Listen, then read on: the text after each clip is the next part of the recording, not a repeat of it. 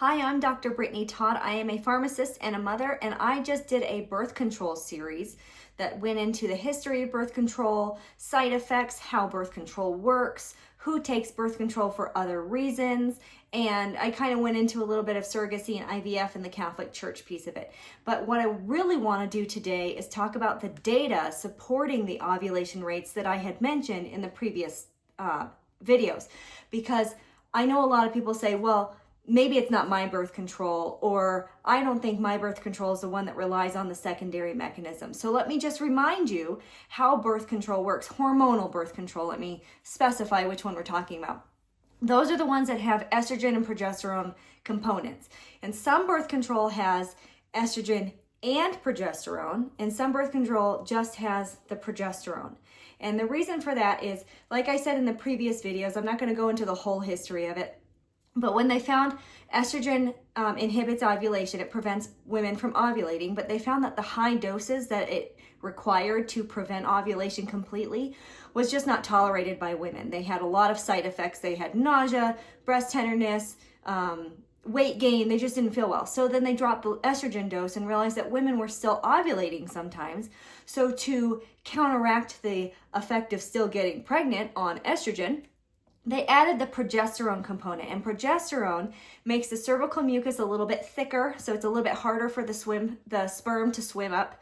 It also makes the uterus, the endometrial tissue within the uterus, hostile, or it doesn't let it grow, right? Like in a normal cycle, when a woman ovulates, the endometrium starts fluffing up and getting nice and cushy and ready for that embryo so that it can implant into the uterus.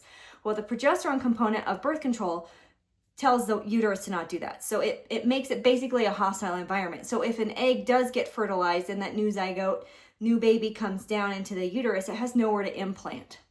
So that's where the secondary mechanism of progesterone comes into play. So most contraceptives on the market have both. It has estrogen, which is supposed to just inhibit ovulation, and it has the progesterone, which is more of the cervical mucus and the alterations in the endometrium is what they'll say on the package insert.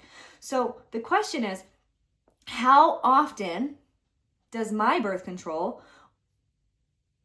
prevent ovulation? Like maybe you're on birth control and you're just hoping that 100% of the time it's preventing ovulation. Because if you think about it, if it's not preventing ovulation and you ovulate and you do fertilize an egg, you created life.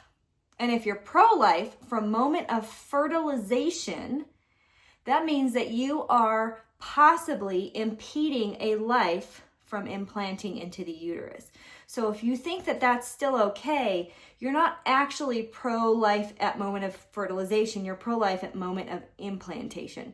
There's a difference. So if you're pro-life, full pro-life, moment of fertilization, a new life begins to form, the cells start, splitting and growing and doubling in size as it's moving down the fallopian tubes into the uterus.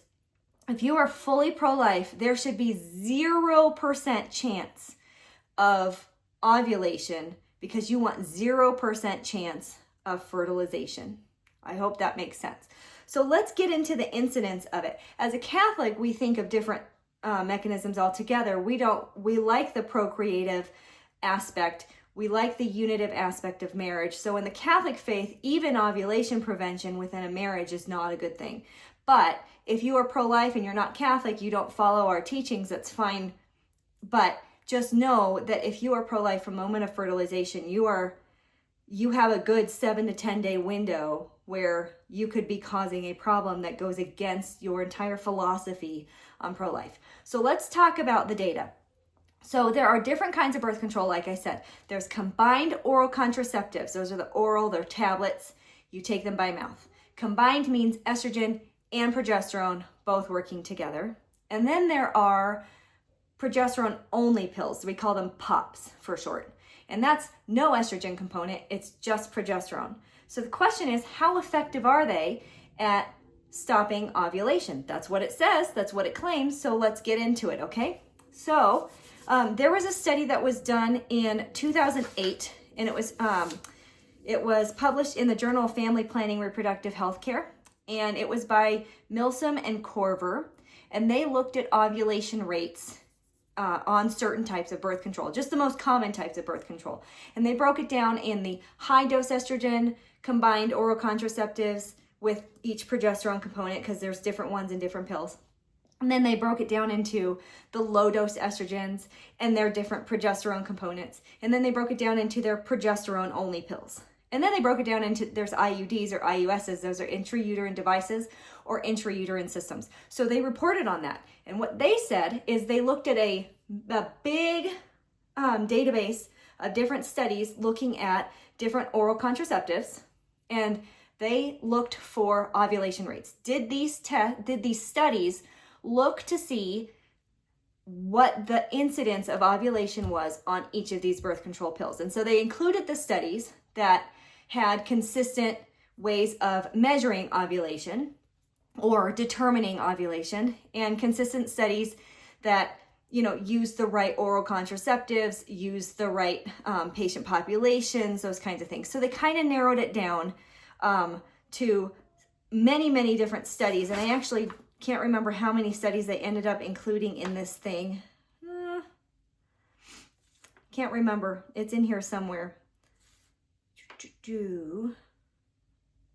Anyway, I mean, I can look at this and I can see just in general, there's probably 30 studies for the combined oral contraceptives, another 30 studies for the lower dose, another 25 studies or so for the phasics, and then maybe another 12 studies or so for the progesterone only pills.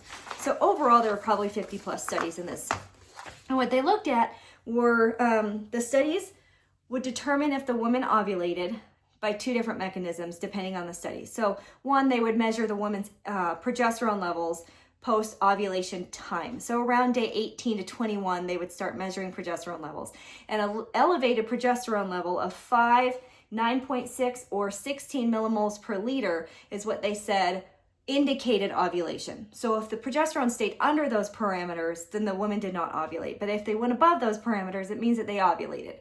Or some studies actually did ultrasounds to look for follicular rupture to see if an egg was actually released. And some of them did both. So those were the methods of how they determined if a woman ovulated on birth control. So let's start with the combined oral contraceptives that were the higher dose. So these are the ones that have ethinyl estradiol at 30 to 35 micrograms and then a progesterone attached to it. Okay, so the high dose just is in relation to the estrogen component. The progesterone just changes the incidence of ovulation a little bit, but it's really the high dose versus low dose that we're looking at too. So overall, of all of the studies of the combined oral contraceptives higher dose medications, and let me give you an example of those. That would be the Avion, Seasonal, Jolessa, Apri, Enskice, Junel Effie, Sprintec. Those are very common ones. Sprintec, Apri, Avion, those are very common high-dose oral contraceptives. On average, of all of the studies that looked at all the progesterone levels and different progesterone components, if it was a high-dose estrogen pill, the incidence of ovulation was 2%, which means 2 out of 100 women ovulated on average. But it depends on the progesterone where you are in that average. The upper limit of normal, so there was one study that found up to 65% ovulation incidence. Let that sink in. That means that more than 50% of the time, the women ovulated in one study. Now, on average, the studies were all the way down to 2%. So obviously the 65 is like a super outlier, but it doesn't mean that it's impossible, right? And sometimes you wonder, well, why do women get pregnant on birth control? This is probably why. So then they broke it down, not just the high dose estrogen component, overall was 2% incidence, but they broke it down into each progesterone component. So if you're on a pill that has the high dose estrogen and levonorgestrel, the average ovulation was 2.2%, anywhere from 0.8 to 4.7% depending on the study, which means if you're on Seasonal or Avion, which are two very common high dose oral contraceptives, your risk is really like 2 to 4% ovulation, okay? If you're on gestadine as your progesterone component, you're basically 0%. But let me tell you something. As a pharmacist, I have never seen gestadine used in the United States. So we don't have the one that's 0%. Now, it's not completely zero. It averaged 0, but one of the studies did show up to a 1.3% ovulation rate. If you're on desogestrel, which is a pre, one of the most common, the ovulation incidence on average was 1%, and it went all the way up to 5.4% depending on the study. If they're on norethindrone, which is Junel FE, or microgestin FE, which is also very common, their ovulation rate was 3.3%. That means 3 out of 100 women ovulated every month on those pills, with a range in each study from 0.1% all the way up to 17.2%. And then for norgestimate, which is also a common one, Sprintec is probably one of the most common birth controls out there. Sprintec has norgestimate, and its ovulation rate averaged 2.2%, but the studies went all the way up to 11.5%. So on average, if you're on a high dose estrogen oral contraceptive, regardless of the progesterone, on average 2.2% ovulation risk. But depending on the progesterone, that incidence actually goes up. So again, if you're pro-life, are you willing to accept a 2% chance of ovulation? That means that every 100 months, essentially, you could still be ovulating. All right, so let's go into the low dose oral contraceptives that are still combinations. So these are the ones that have 15 to 20 micrograms of ethinyl estradiol and then a progesterone added on. So in general, any low-dose ethinyl estradiol actually has a lower incidence of ovulation, believe it or not, of 1.1% in the low dose.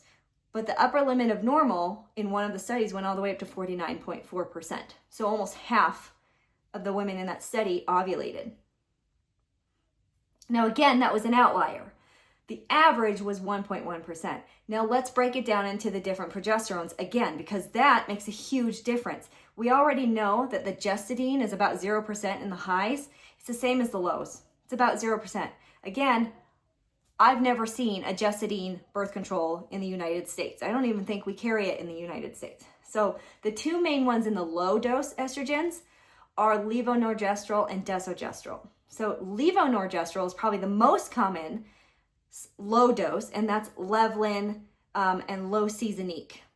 And that's like the one that you take for a couple months and then you stop, and then you take it for a couple months and you stop. And Levora.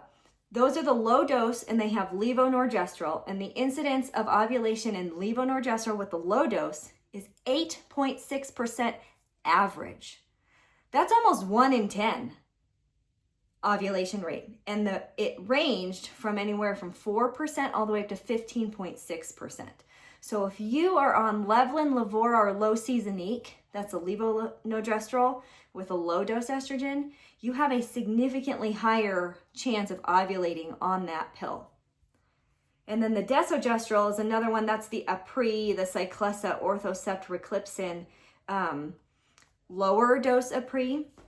Their average was about 0.2%. So not a huge risk, but that's still 2 in 1,000. And their range was only from 0 to 1.1%. So the ovulation risk for those is actually very low. However, you want to ask yourself, are you willing to take that chance? All right, so then they broke it down into phasic combined oral contraceptives. These are the ones that change the dose throughout the cycle to kind of match what a normal cycle would look like. So on average, if you're on a phasic pill like Trivora, the incidence of ovulation was 4.6%. And it ranged anywhere from 7% all the way, or 6.7% in one of the studies, all the way up to 81.3%. But in another study, it was basically 0, which brought down the whole thing. So there was one study that showed 81.3%. Again, outlier, but when you start seeing these outliers in every single one, you start thinking, how often does this actually happen in real life? Think of the millions of women who are on birth control. How often does this actually happen? Okay, so average for a phasic like Trivora was like 4.6 for all phasics. But again, if you broke it down by progesterone component, it changes the risk. So levonorgestrel has an 8% risk of ovulation, and that goes all the way up to 12.7%. Gestadine, like I said, not here, is basically 0. There is up to 4%, but it's basically 0 on average. Norgestimate is 6.3% all the way up to 15%, but the average was 6.3%. Desogestrel was 0% average, but goes all the way up to 9.3%. And then norethindrone was on average 4.5%, but it goes all the way up to 22.8%. So there's ranges. What I'm giving you are the ranges, but also just the average. What the average ovulation rate for Trivora is 8%. That means that 8 out of 100 times, or almost 1 in 10 times, a woman can still ovulate. Per the data, not per me, per the data. Which means it's relying on that backup mechanism of making the uterus hostile and making the cervical mucus thicker so that one, the egg doesn't get fertilized, and 2, if it does, it doesn't implant.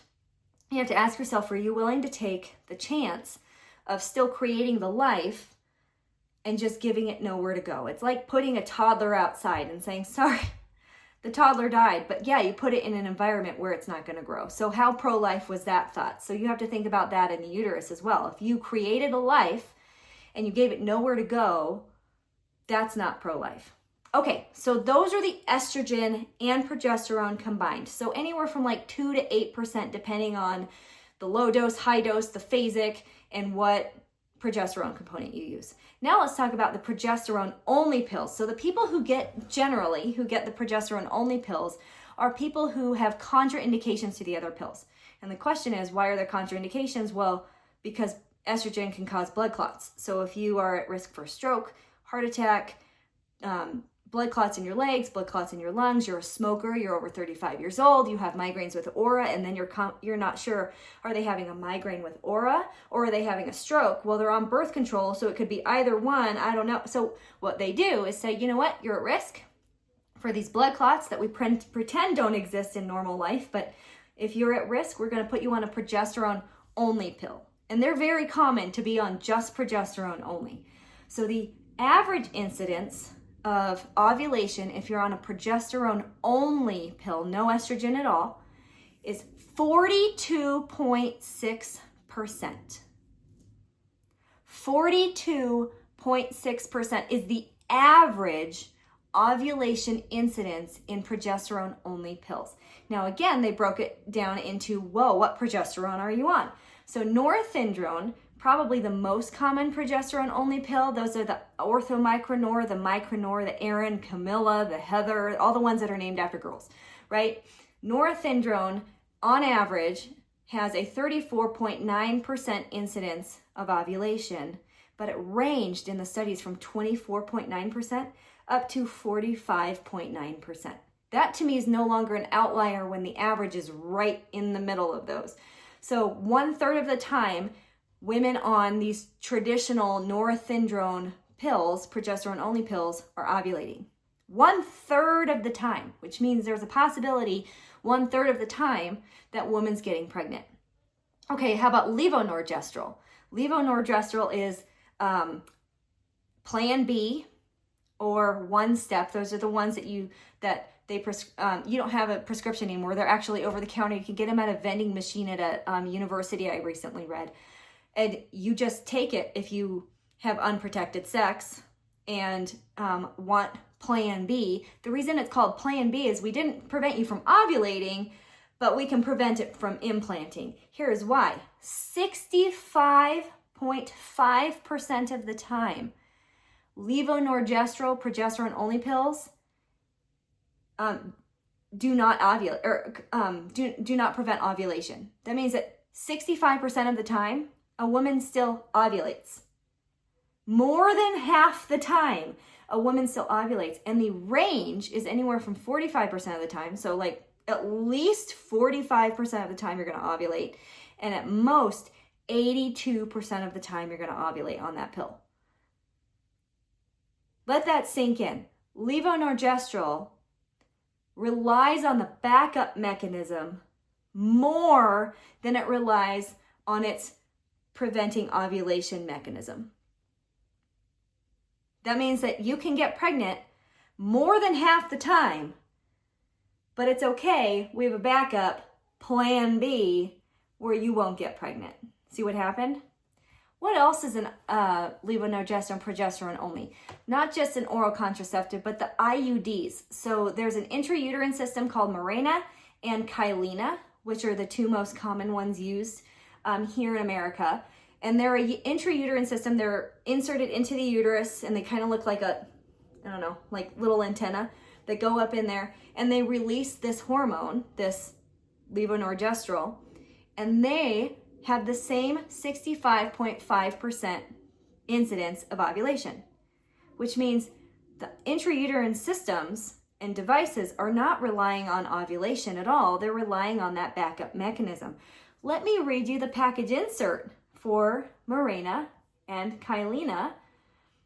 They say it has several mechanisms that prevent pregnancy: thickening of cervical mucus, preventing passage of sperm into the uterus, inhibition of sperm capacitation or survival, and alteration of the endometrium.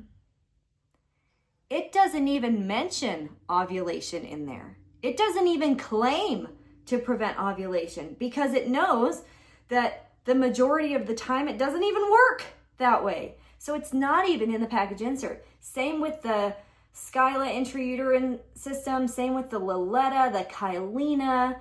They all don't even mention ovulation in the package insert for these intrauterine devices and systems. So that is a big red flag when you're taking those pills. So those are the traditional progesterone only pills. Average is 42.6%, but if you're on levonorgestrel, the average is actually 65.5%, right? There is one progesterone only pill, which is the desogestrel, that again, I haven't seen in the United States, and its incidence is actually 1.25% of ovulation, and it ranges anywhere from 0.03 to 6.8, so pretty low incidence on that one. But again, as a pharmacist, I haven't seen that one. The most common ones to me are the IUDs and Erin and Micronor. Those are the ones that we're seeing the vast majority of the time. So if you are on any of the pills that I mentioned, you know that your incidence, depending on which pill you're on, is anywhere from about 2% all the way up to 65% ovulation rate. What about so I mentioned the package insert for the intrauterine devices, the Mirena, the Kyleena, that don't even mention ovulation in the package insert anymore. What about the pills? Do they still mention it? And yes, they do. So let's go with Micronor, which is norethindrone. It says it prevents conception by suppressing ovulation in approximately half of the users. So it's actually pretty honest. It says that only about half of you will have ovulation prevention. It thickens the cervical mucus to inhibit sperm penetration, lowering the mid-cycle LH and FSH peaks, slowing the movement of the ovum, which is the egg, through the fallopian tubes, and altering the endometrium. Anytime you see something that says altering the endometrium, that means that it's relying on a backup mechanism, at least to some percentage, right? It might only be 2% of the time, but that means that it needs it there. Otherwise, they wouldn't have that progesterone component in there at all. So if you ever look at your package insert labeling and it says altering the endometrium, ask your pharmacist. They usually don't give you the actual package labeling, the prescribing information, but you can ask for it and you can open it up and you go to section 12.1. It's always 12.1. That's a mechanism of action. And if you see in there altering the endometrium or alteration of the endometrium or may inhibit implantation by altering the endometrium, that's what they mean. It means that if you conceive, it's okay. We made the uterus hostile. The baby can't implant. You're going to be just fine. Let's see. Nexplanon, which is a subdermal, the implant that goes in your arm, which I haven't seen in a really long time, but some people are probably still using it. That one says that it suppresses ovulation, increases viscosity of the cervical mucus, and it alters the endometrium. So if you ever see that, know that it needs that mechanism in order to be effective. If it didn't have that mechanism, we'd have women getting pregnant on birth control all the time. So just if you're pro-life from moment of conception, you should think, why is there that extra mechanism in there, right? So those are the mechanisms and the data behind all of these oral contraceptives. I didn't talk about Paragard, which is another intrauterine device. That one is not a hormone, it's copper, and it simply releases copper into the uterus, which is toxic to sperm. But it also, in the package insert, says possibly prevents implantation. Probably because it's making the environment toxic. It's copper. I'm not sure. It doesn't say. It's, you know, some of these say things like mechanism unknown, but it appears to alter the endometrium, it might say. So this one, you know, mechanism unknown, but possibly prevention of implantation. Now, I don't know, because it doesn't say in the package insert, and I don't see any data for it, that is it actually reducing the endometrial tissue like the other ones, or is it a toxicity? You know, if you have too much copper in the uterus, does the baby just die because there's too much copper in there? You know what I mean? That, like, it's a balance of chemicals, right? So that is, in a nutshell, the data behind how the birth control works and what is the incidence rate of ovulation. I kind of think of it, I've tried to think of an analogy to use, because I think some people are willing to take the risk. Oh, it's only a 2% chance of ovulation. That means that I probably won't ovulate. But I've been trying to think of an analogy for years, and I've thought of, like, let's say you're going on to a game show and you are going to be blindfolded, you know, head cover so you can't hear or feel anything. And you're going to be put in a room, and you can be in a room on a bridge, you can be on the floor, you can be on the side of the room, the corner of the room, you could be up on the ceiling almost. They're going to put you in a room and you can't see or hear anything. You have no idea where you are in, like, this boxed room, right? And they hand you a gun. And they say, if you shoot this gun, we'll give you $1 million. But the catch is, we're going to put this 2-year-old somewhere in the room. And we're not going to say where you are. We're not going to say where the 2-year-old is.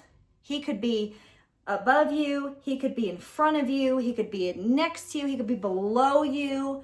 You have no idea, in this giant cube around you, where this 2-year-old is.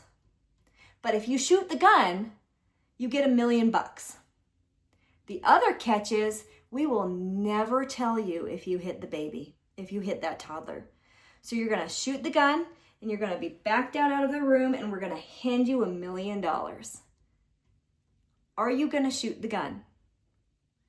Knowing you will never know if you kill the child or not. But you took the money, you took the lifestyle, you took the job because you didn't want to have kids yet. You took the cars and the travel because you weren't ready for kids yet. So you took the risk of ending a child's life because you wanted $1 million. Are you willing to take the chance? What if it goes up from 1 toddler to 70 toddlers? And you could shoot the gun anywhere in the room, and the chance of you hitting one is 65%, like the levonorgestrel progesterone only pill. Would you shoot the gun? You'll never know. You get $1 million. Would you do it? And I'm praying that the answer is no. I'm praying that you value the human life over the lifestyle that you're choosing by contracepting with oral contraceptives or IUDs or hormonal contraceptives, because you're putting a life at risk, and you might not know it, but you're doing it. I hope this was helpful. If you thought this was good, share it with someone that maybe doesn't know much about birth control or has argued back against birth control. I ask you, if you're interested in more videos like this, to subscribe and join my channel, like the button, send it to your friends. Thank you so much for listening. I truly appreciate this outlet and just getting the information out there to all of you.